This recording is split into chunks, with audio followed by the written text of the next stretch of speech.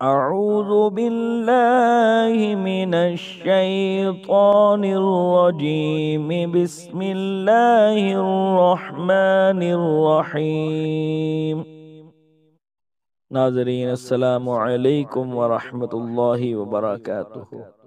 مسلم ٹیچر یوٹیوب چینل میں آپ کو خوش آمدید۔ آج کی ویڈیو میں ایک بہت ہی پیارا وظیفہ سیکھیں گے۔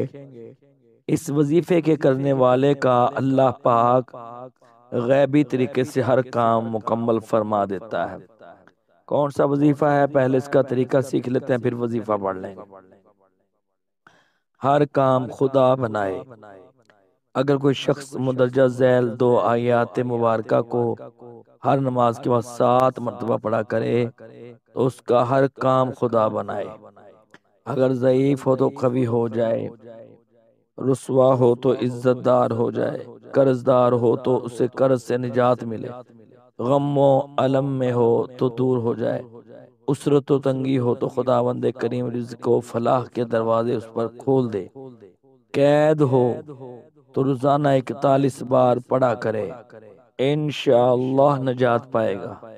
پہلی آیت کشائش رزق اور ہرافت سے محفوظ رہنے کے لیے ہے، اور دوسری آیت حب و تسخیر کے لیے۔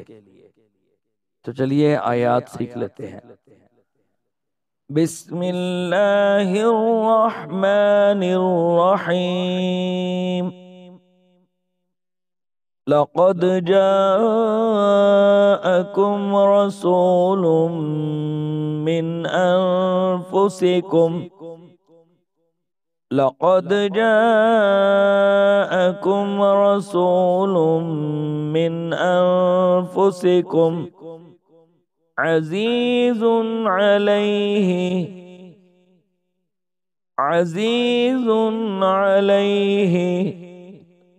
ما عنتم حريص عليكم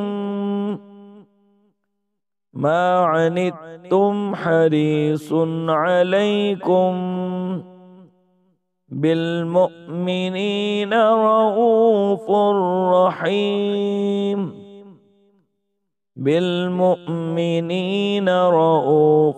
رحيم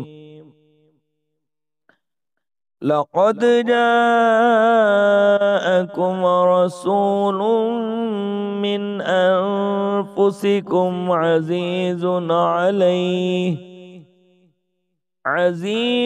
عليه ما عنتم حريص عليكم بالمؤمنين رؤوف رحيم فإن تولوا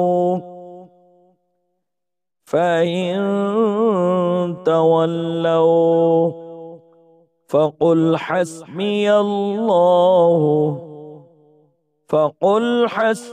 الله لا إله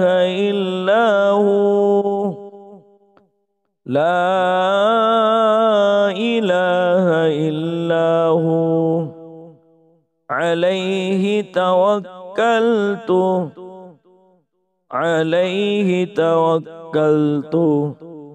وهو رب العرش